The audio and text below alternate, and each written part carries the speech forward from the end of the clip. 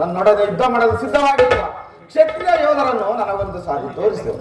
ನಿಚ್ಚೆ ಪಾರ್ಥ, ಅಲ್ಲಿ ನೋಡು, ಕೌರವನ ಚದುರಂಗ ಬಲವಾದ ಸೈನ್ಯವು ಪ್ರಚಂಡ ಚಂಡಮಾರುತಗಳಿಂದ ಉಗ್ನೀಲಿತವಾದ ಸಾಗರದಂತೆ ತೋರುತ್ತಿರುವುದು. ಅಲ್ಲಿ ನೋಡು, ಕೌರವೇಶ್ವರನು ತನಗೆ ಪ್ರಿಯರಾದ ಕರ್ಣ ಮತ್ತು ದುಶ್ಯಾಸನರೊಡನೆ ಅಶ್ವಾರೂಢನಾಗಿ ತನ್ನ ಸೈನ್ಯ ರಚನೆಯನ್ನು ಪರೀಕ್ಷಿಸುತ್ತಿರುವನು. ಅವನ ಹಿಂದೆ ಶೋಭಲ ರಾಜ ಶಕುನಿ. ಆ ಜಯದ್ರಥನ ಬಲಗಳು ಒಂದೇ ವಿಧವಾದ ಚತುರಾಷ್ಟ್ರ ರಥಗಳಲ್ಲಿ ಕುಳಿತಿರುವವರೇ ಕೌರವೇಶ್ವರನ 98 ಮಂದಿ ಸಹೋದರ. ಅರ್ಜುನ ಅವರ ಸಮೂಹದಲ್ಲಿ ದುರ್ಯೋಧನನ ಮಕ್ಕಳು ಸಹ ಇರುವರು. ಅವರ ರಕ್ಷಣೆಗಾಗಿ ಧನುರ್ಧಾರಿಯಾಗಿ ದ್ರೋಣರು ಸ್ವಲ್ಪ ಮುಂದೆ ನಿಂತಿರುವರು. ದ್ರೋಣರ ಪಾರ್ಶ್ವದಲ್ಲಿ ಉಲಕಲಗಾರಿಯಾಗಿ ಗಂಭೀರ ಮುದ್ರೆ ಎತ್ತ ನಮ್ಮತ್ತ ನೋಡುತ್ತಿರುವನೇ ಅಶ್ವತ್ಥಾಮ. ಇತ್ತನರು ಪಾರ್ಥ, ಸ್ವರ್ಣಮಯವಾದ ಅಷ್ಟಾಶ್ವಶೋಭಿತ ರಥದಲ್ಲಿ ಶ್ವೇತವಸನಧಾರಿಯಾಗಿ ಕುಳಿತಿರುವ ಮಹಾಪುರುಷನೇ ಕೌರವರ ಸೇನಾಧಿಪತಿ ಭೀಷ್ಮ. ನರೆಗೂದಲಿನಿಂದ ತುಂಬಿದ ಆತನ ಮಸ್ತಕದಲ್ಲಿ ವಜ್ರಖಚಿತವಾದ ಅಧಿಕಾರ ಮುಕುಟವು ಬೆಳಗುತ್ತಿರುವುದನ್ನು ನೋಡು. ಅರ್ಜುನ, ಅವರು ನಿಮ್ಮ ಪೂಜ್ಯ ಪಿತಾಮಹರು, ಭರತ ವಂಶದ ಕೀರ್ತಿ ಜ್ಯೋತಿ. ನೀನು ಯುದ್ಧವನ್ನು ಪ್ರಾರಂಭಿಸುವ ಮೊದಲು ಆ ಮಹಾಪುರುಷನಿಗೊಂದು ಸಾರಿ ವಂದಿಸು ಪಾರ್ಥ. ಆಜ್ಞೆ ಮಾಧವ. ಓ ಕುರುಪಿತ ಭೀಷ್ಮ, ಇದೇ ನಿನಗೆ ವಂದಿಸುವೆನು. ಈ ಅರ್ಜುನನ ಪ್ರಣಾಮಗಳನ್ನು ಸ್ವೀಕರಿಸು. ವಾಸುದೇವ, ನನ್ನ ಜೀವನದಲ್ಲಿ ಇದೆ ಅಂತಹ ಸುಂದರ ಸಮಯ. ನನ್ನ ಮನಸ್ಸಿನಲ್ಲಿ ಹೆಚ್ಚುತ್ತಿರುವ ಭಾವನೆಗಳನ್ನು ತಿಳಿಸಬಲ್ಲೆನಾದರೂ ಇದೇನು ಅರ್ಜುನನ ಪತನವೋ ಅಥವಾ ಉತ್ತನವೋ ದೇವ? ಏಕೆ ಪಾರ್ಥ ವಿಚಲಿತನಾಗಿ? ಪರಮಾತ್ಮ,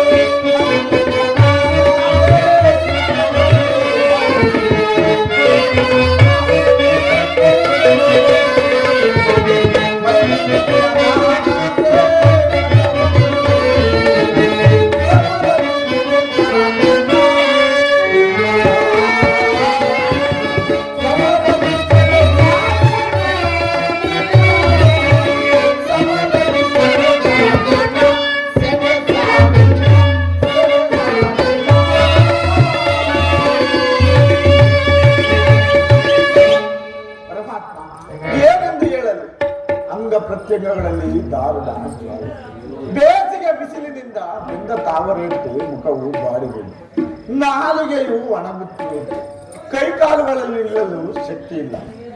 ಪರಮಾತ್ಮ, ನಾನು ನೋಡುತ್ತಿರುವುದು ಏನನ್ನು? ಇವರೆಲ್ಲರೂ ಬಂಧು ಬಾಂಧವರು, ಮಿತ್ರರು, ಗುರು ಹಿರಿಯರು, ಜ್ಞಾತಿಗಳು. ಇವರೆಷ್ಟು ಜನರ ಗಮನಗಳಲ್ಲಿ ಭರತ ವಂಶದ ಪವಿತ್ರವಾದ ರಕ್ತ ಹರಿತಿದೆ ಎಂಬುದನ್ನು ಬಲ್ಲೆಯ. ರಾಜ್ಯದ ಮೇಲಿನ ಆಸೆಗಾಗಿ ಇವರನ್ನು ವಧಿಸಲಾಗದು. ಮೂರು ಲೋಕದ ಸಾರ್ವಭೌಮ ಪದವಿಯ ಸಲುವಾಗಿ ಈ ಜ್ಞಾತಿ ವಧೆಗೆ, ಗುರು ಹಿಂಸೆಗೆ ಕೈ ಹಾಕಲಾರೆ. ರಥವನ್ನು ಹಿಂದಿರುಗಿಸುತ್ತೇವ, ನನಗೆ ಇದ್ದವು ಬೇಡ. ಇಂಥ ಕಶ್ಮಲವಾದ ಭಾವವು ನಿನ್ನಲ್ಲಿ ಹೇಗೆ ಹುಟ್ಟಿತು ಪಾರ್ಥ? ಕ್ಷತ್ರಿಯನಾಗಿ ಜನಿಸಿ ಅನಾರ್ಯರಂತೆ ವರ್ತಿಸುವೆಯ? ತೆರೆದ ಸ್ವರ್ಗದ ಬಾಗಿಲನ್ನು ನಿರಾಕರಿಸಿ ನರಕದ ಮಾರ್ಗವನ್ನು ಹಿಡಿಯಬೇಡ. ಆದರ್ಶ ನರನೆಂದು ಹೆಸರಾಗಿ ಏಡಿ ಎಂಬ ನಿಂದೆಯನ್ನು ನೀನು ಸಹಿಸಲಾರೆ. ಮೊದಲು ಈ ದೌರ್ಬಲ್ಯವನ್ನು ತ್ಯಜಿಸಿ ಯುದ್ಧಕ್ಕೆ ಸಿದ್ಧನಾಗು ಪಾರ್ಥ.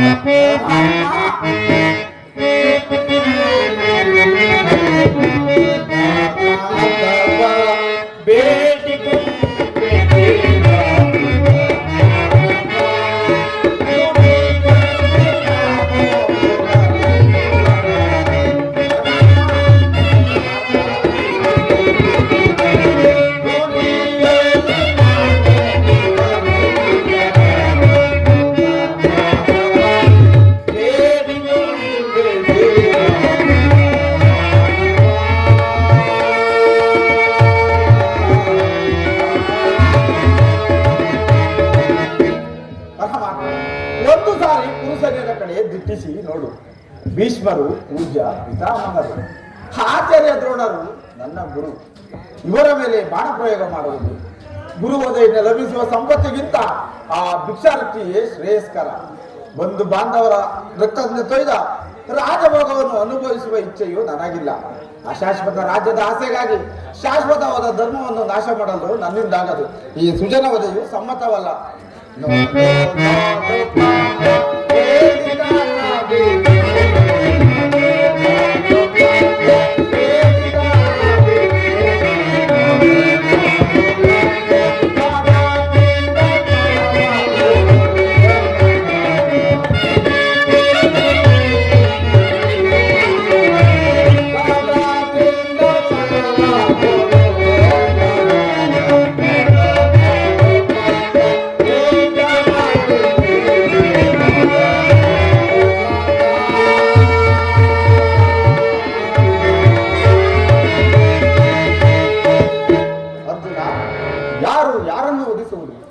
ಅಳಿವಿಲ್ಲದ ಆತ್ಮವನ್ನು ಒದಿಸುವುದು ಅಸಂಭವ. ಮನುಷ್ಯನು ಹರಿದು ಹೋದ ಬಟ್ಟೆಗಳನ್ನು ಬಿಸಿಟ್ಟು ಹೊಸ ಬಟ್ಟೆಗಳನ್ನು ಧರಿಸಿಕೊಳ್ಳುವ ಹಾಗೆ ಆತ್ಮವು ಜೀರ್ಣವಾದ ದೇಹವನ್ನು ತ್ಯಜಿಸಿ ಬೇರೊಂದು ಆತ್ಮವನ್ನು ಆಶ್ರಯಿಸುವುದು. ಮರಣವು ದೇಹದ ನಾಶವೇ ಹೊರತು ಅವಿನಾಶಿಯಾದ ಆತ್ಮದ ಅವಸಾನವಲ್ಲ. ದೇಹಕ್ಕೆ ಬಾಲ್ಯ, ಯೌವನ, ವಾರ್ಧಿಕ್ಯ ವ್ಯವಸ್ಥೆಗಳು ಪ್ರಾಪ್ತಿಯಾಗುವಂತೆ ಮನುಷ್ಯನಿಗೆ ದೇಹಾಂತರ ಪ್ರಾಪ್ತಿಯು ಸಹಜವಾಗಿದೆ. ಪಂಡಿತನಾದವರಾದ ಸಲುವಾಗಿ ದುಃಖಿಸುವುದಿಲ್ಲ. ಈ ಭೀಷ್ಮ, ದ್ರೋಣ, ನೀನು, ನಾನು ಹಿಂದೆ ಅನೇಕ ಸಾರಿ ಜನಿಸಿರುವೆವು, ಮುಂದೆಯೂ ಜನಿಸಿರುವು. ಜನ್ಮ ಮೃತ್ಯುಗಳು ಆತ್ಮದ ಅನಂತದ ಎರಡು ಪ್ರವಾಹಗಳು. ಅರ್ಜುನ, ಹುಟ್ಟಿದವನಿಗೆ ಮರಣವು, ಮೃತನಿಗೆ ಪುನರ್ಜನ್ಮವು ಮೊದಲೇ ನಿಶ್ಚಯವಾಗಿರುವುದರಿಂದ ಅವಶ್ಯಕತೆಯಾಗಿ ಆಗಬೇಕಾದ ಕಾರ್ಯಗಳಿಗೆ ಮೂಢನೆಂದು ಚಿಂತಿಸಿ ಫಲವಿಲ್ಲ. ಯುದ್ಧವು ಕ್ಷತ್ರಿಯನ ಧರ್ಮ. ನಿನ್ನ ಧರ್ಮವನ್ನು ಪಾಲಿಸು ಪಾರ್ಥ.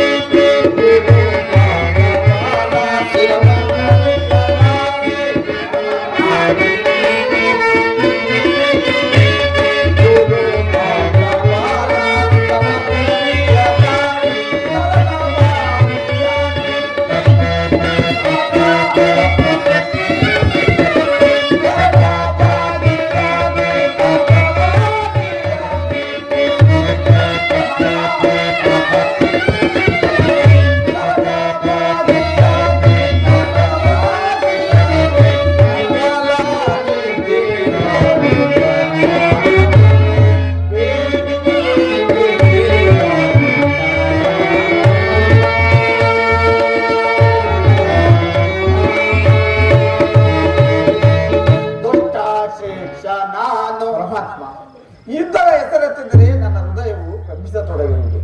ನಾನು ಏಡಿಯಲ್ಲ, ಆದರೂ ಪಾಪ ಭೀತಿಯಿಂದ ಯುದ್ಧ ವಿಮುಖನಾಗಿರುವನು. ಪರಮಾತ್ಮ, ಈ ಯುದ್ಧದ ಹೊರತು ಕ್ಷತ್ರಿಯನಿಗೆ ಮತ್ಯಾವ ಧರ್ಮವಿಲ್ಲವೇ?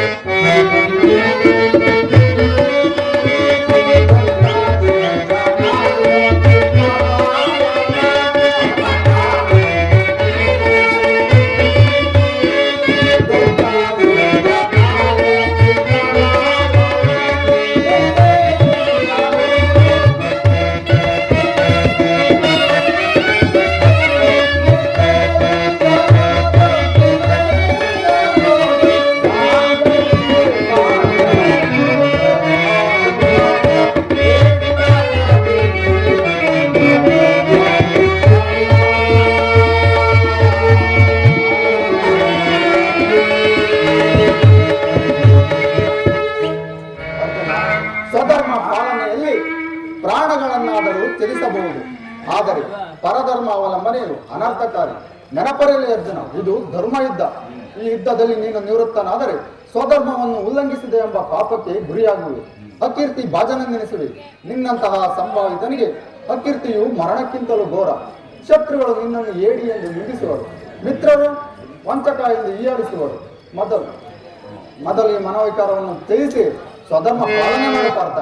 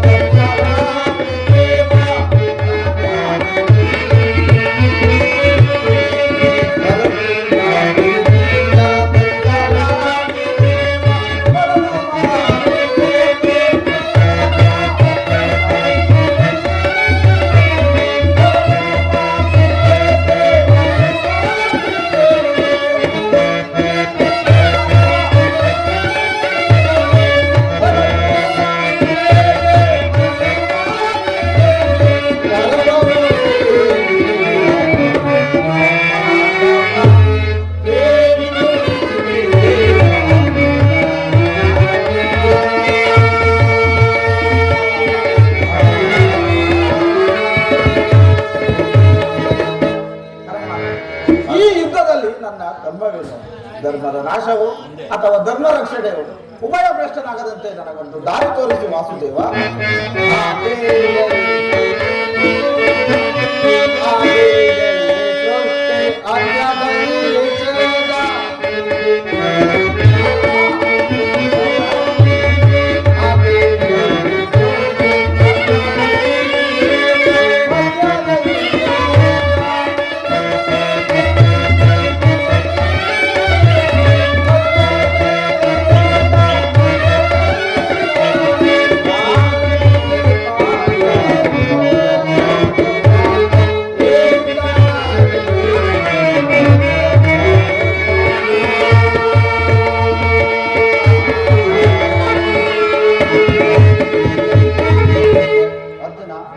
ಕರ್ಮವು ಮಾನವ ಜೀವನದ ರಾಜಮಾರ್ಗ. ನೀನೀಗ ಕರ್ಮತತ್ಪರನಾಗು. ಫಲಗಳನ್ನು ಚಿಂತಿಸದೆ ನಿರ್ದಿಷ್ಟ ಕರ್ಮವನ್ನು ಆಚರಿಸಿ. ಏಕೆಂದರೆ ಮನುಷ್ಯನು ಕರ್ಮಕ್ಕೆ ಮಾತ್ರ ಅಧಿಕಾರಿಯೇ ಹೊರತು ಫಲವು ಅವನ ಅಧೀನವಲ್ಲ. ಅನಾಸಕ್ತ ಚಿತ್ತನಾಗಿ ಸಿದ್ಧಿಗಳಲ್ಲಿ ಸಮಾನ ಚಿತ್ತದಿಂದ ಕರ್ಮ ಕಾರ್ಯಾಚರಣೆ ಮಾಡುವುದೇ ಮಾನವನ ಮುಖ್ಯ ಕರ್ತವ್ಯ. ಅರ್ಜುನ, ಅಸ್ತ್ರಗಳನ್ನು ಧರಿಸು, ಕರ್ಮಯೋಗಿ ಎನಿಸು.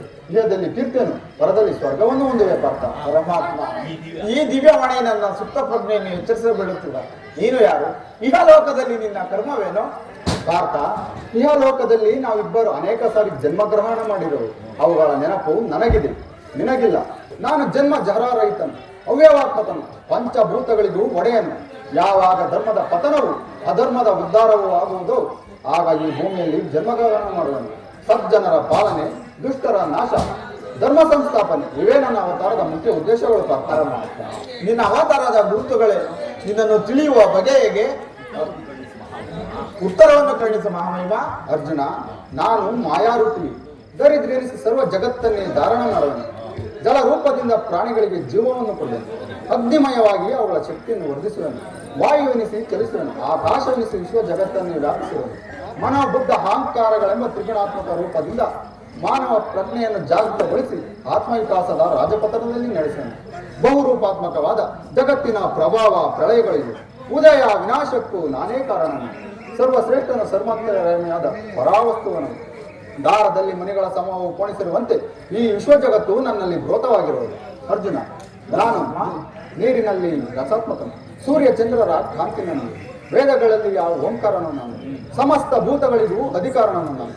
ಅರ್ಜುನ, ನಾನು ದೇವತೆಗಳಲ್ಲಿ ಇಂದ್ರನು, ವೇದಗಳಲ್ಲಿ ಸಾಮವು, ಋಷಿಗಳಲ್ಲಿ ಭೃಗುವು, ರುದ್ರರಲ್ಲಿ ಶಂಕರನೂ ಆಗಿರುವುದು. ನನ್ನ ವಿಭೂತಿಗಳು ಅನಂತ, ಅಮೋದ, ಅಗಣ್ಯ. ಇದರ ಅಲ್ಪಾಂಶದಿಂದ ಜಗತ್ತಿನ ಸೃಷ್ಟಿ, ಸ್ಥಿತಿ, ಪ್ರಳಯಗಳು ನಡೆಯುವ ಪಾರ್ಥ. ನನ್ನ ನುಡಿಗಳಿಂದ ನನ್ನ ಮೋಹವು ನಾಶವಾಯಿತು, ಹೃದಯದ ಅಂಧಕಾರವು ಅರಿಯಿತು. ಏ ಯೋಗೇಶ್ವರ, ನಿನ್ನ ವಿಶ್ವರೂಪವನ್ನು ತೋರಿಸಿ ನನ್ನನ್ನು ಕೃತಾರ್ಥನನ್ನಾಗಿ ಮಾಡು. ತಥಾಸ್ತು ಪಾರ್ಥ. ಅರ್ಜುನ, ನನ್ನ ಸಂಹಾರ ಮೂರ್ತಿಯ ದರ್ಶನ ಮಾಡು.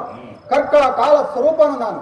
ಈ ಕುರುಕ್ಷೇತ್ರದಲ್ಲಿ ಸಮ್ಮಿಳಿತರಾಗಿರುವ ಸಮಸ್ತ ಯೋಧರನ್ನು ಒಂದೇ ಸಾರಿಗೆ ಆಪೋಷಣೆ ಮಾಡಿ ನನ್ನ ಉದರದಲ್ಲಿ ಧರಿಸುವನು. ನೀನು ನಿಮಿಷದಲ್ಲಿ ಮಾತ್ರ ನನಗೆ ಸಹಾಯಕನಾಗಿರು. ಈ ಯುದ್ಧದಲ್ಲಿ ಜಯವನ್ನು ಸಾಧಿಸಿ ಕೀರ್ತಿಯನ್ನು ಹೊಂದುವೆ ಪಾರ್ಥ. ಪರಮಾತ್ಮ